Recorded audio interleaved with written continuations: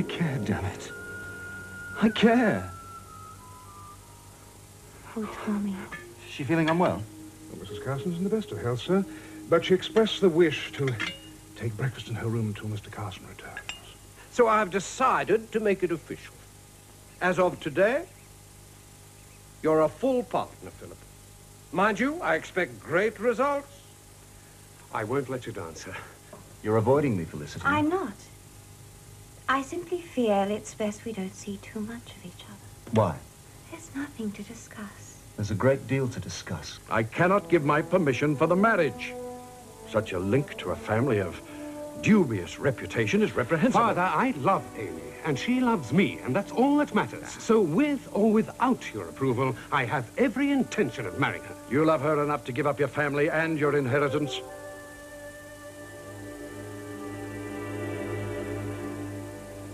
You would. Good day to you. Nothing quite like a Sydney spring. Oh, Mr. Carson, Philip, my boy. I wonder, would you know where I might find Amy? I've looked all through the house for her. You look a bit peaky, my boy. Don't tell me you suddenly realized Amy's got the ball and chain on you. Not exactly. Oh, what is it, then? Well, there is something, sir, but it's a little awkward, I'm afraid. Out with it. Well, it's Mother. It seems she's rather more unwell than we realized. Father and I thought she was just taking a little time to regain her land legs, but, Nothing serious, I hope. Oh, no. But with guests in the house, she's concerned about neglecting everyone. Well, good Lord, boy, why didn't you say? Amy and I will return to our residence at once. Well, that's very good of you, sir. Nonsense, we wouldn't dream of imposing. Now, you run along and find Amy. No doubt she'll be distraught at leaving you for a few days, but I think you can live without each other for that long, eh? Philip? There you are. Sorry I didn't come down to breakfast. My hair's been sticking out at right angles. It's taken hours to fix. Well, it looks delightful. Amy, come and sit down. We have to talk. It all sounds very serious. Yes, well, I'm afraid it is. Well, the die is cast, as it were. You can't back out now. I've no intention of backing out. Poor old Mr. Child would have gone through all that for nothing. That's the spirit. So, what's our first move? You name it. Organizing public opinion. Public meetings. Spreading the word amongst your clients. Letters to the papers. And to some of your more awful ladies' journals.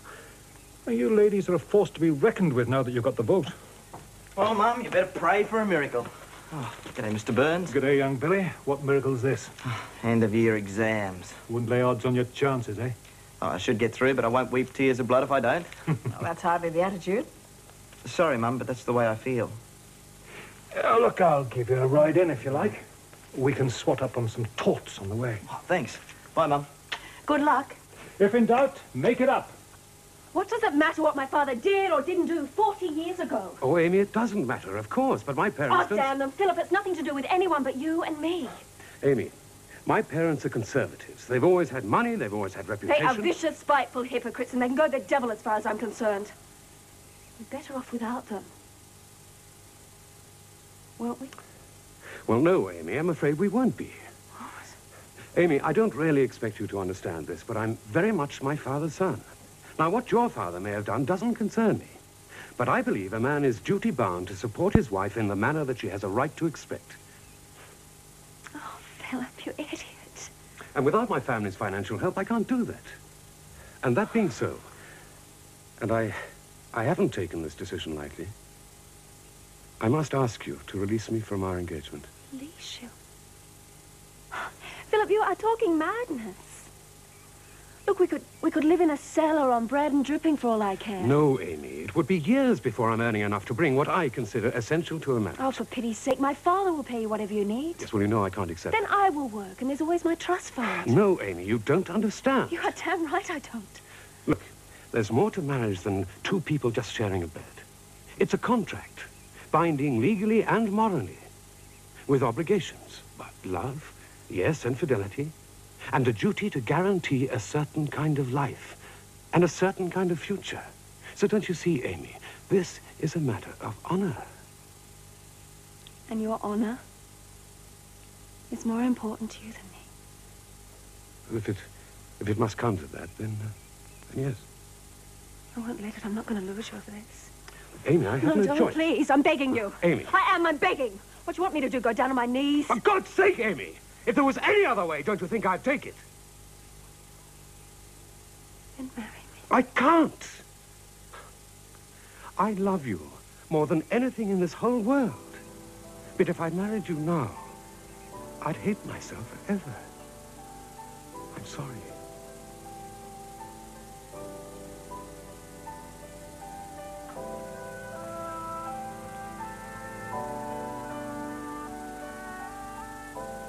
You are so wrong.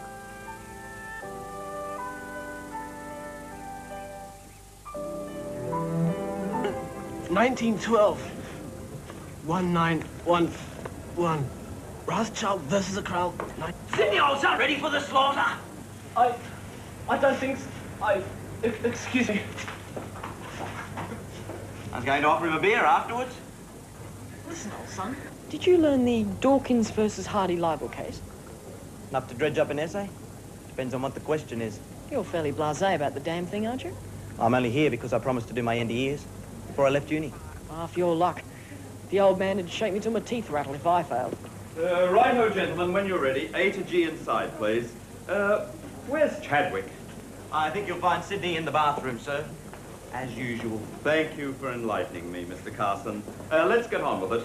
Hey, Tats, I'll race you to the pub. That will be enough, Carson.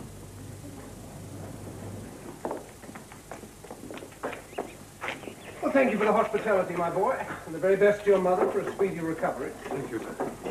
Bert? Well, then.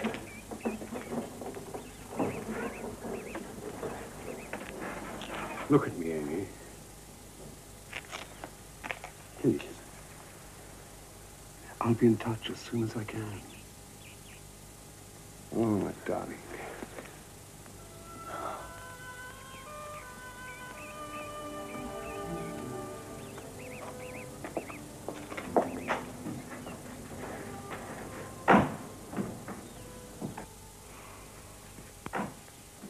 Philip, I'd like a word with you.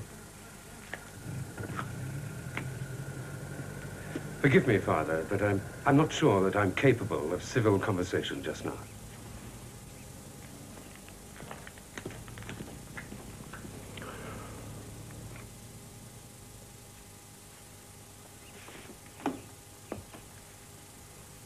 If you'll excuse me, Father, I'd like to go to my room. Amy. I may be old, but I'm not entirely senile. Furthermore, I can't bear another moment of this silence without knowing what it's all about. What is it, my dear? You and Philip had a difference? It's a little more than that, Father. Well?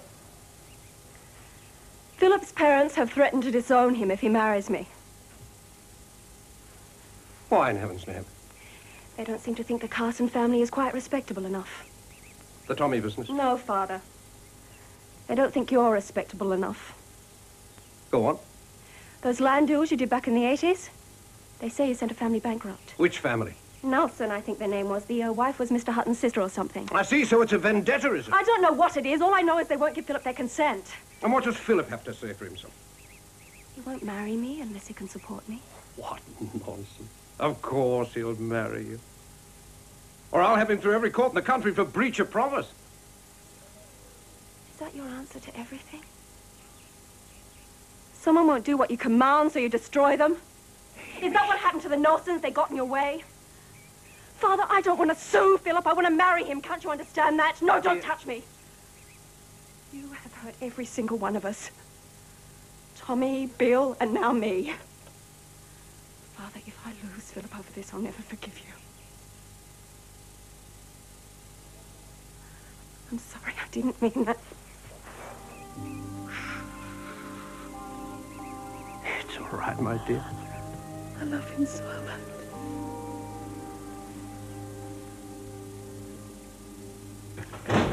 Hi, Mum. Oh, Billy. Oh, here again, Mr. Burns. That's enough, you young whippersnapper. Where have you been? Oh, I had a few beers with Uncle Tommy, and then I dropped in on Chris Hopkins. Don't you have an exam tomorrow? I needed a break. Oh, how did you go this morning? No idea. Well, couldn't you hazard a guess? I'll pass, if that's what you want to hear. Oh, good. I'll be in my room. Well, That frame of mind doesn't bode well. I hated university. I think it hated me, too.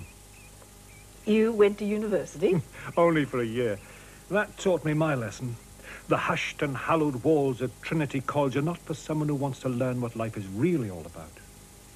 Could be your lads feeling the same way. Could be. Damn them for this, Amy. Their old money. And their damned hypocrisy. Did you ruin that family, Father? Well, no doubt I ruined dozens of families. But if I hadn't, somebody else would. And with fewer scruples. Andrew Nelson was a fool. A greedy fool. He owned some of the best grazing land in the colony. But that wasn't enough. He wanted to make another fortune in the city. I sold him some land in Hawthorne for £300 an acre. It was a boom, Amy. Melbourne was going ahead faster than people had dreamed. That was in '88. I had access to information from the Lands Department. I was buying and selling land faster than I could sign the papers. Andrew Nelson was only one of hundreds, thousands who couldn't snap up a bargain fast enough. But then he got into strife. A bad year on the land or some such. He mortgaged himself up to the hilt. He was determined to buy the land adjacent to his. But I beat him to it, and I wouldn't sell. He went bankrupt. 6 months later, he took his own life. I see. Oh, damn it, Amy, I didn't fire the gun. He did that himself. I can't be held responsible for a man's stupidity. I bent my ethics in those years, I grant you. But I swear I did nothing illegal. And nothing more than scores of other ambitious men. They were all doing it. Bankers, lawyers, even politicians. I took a risk, and it paid off. Others weren't so lucky. Well, my own father was wiped out. Yes, ruined, just a few years earlier. Why do you suppose I did all this, Amy? Money, I suppose. Power. And the sheer excitement of it all. But mostly because I wanted to build a future. I was younger than Philip when I married your mother. Your mother had everything. Breeding, money, education. All I had was a reputation. That bright young man from the Crown Law Office. I had to be worthy of her. And then Bill came along. Suddenly there was something more to work for. I wanted a life for him, Amy. I didn't want my children to have to struggle. I wanted to give them everything. Was that wrong of me? No. Believe me, my dear, I'd will it differently if I could. Even for you to be the daughter of someone else. If it'd make the Garricks happy. No, don't say that. Father, I'm going to fight the Garricks. For Philip. And for you. We'll go together. No, we won't. This is my fight. You may not win. You can't shake the prejudice of decades. I can have a bloody good try. All that money wasted on finishing school.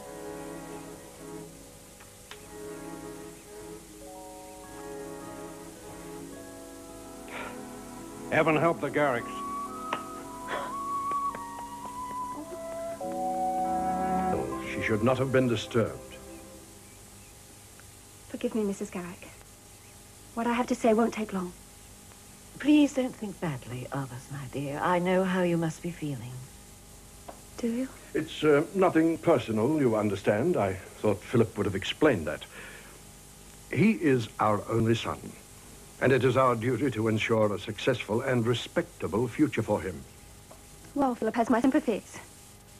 I'm afraid he'll be a very sad man if he allows such petty preoccupations to dominate his life. Young woman, You are wavering dangerously close to rudeness. Forgive me, I sometimes allow my emotions to run away with me. A mistake I'm sure you could never be accused of making, Mr. Garrick. I've come here not on my own behalf, but in defense of my father. He didn't have your advantages, Mr. Garrick. What he's achieved through sheer hard work.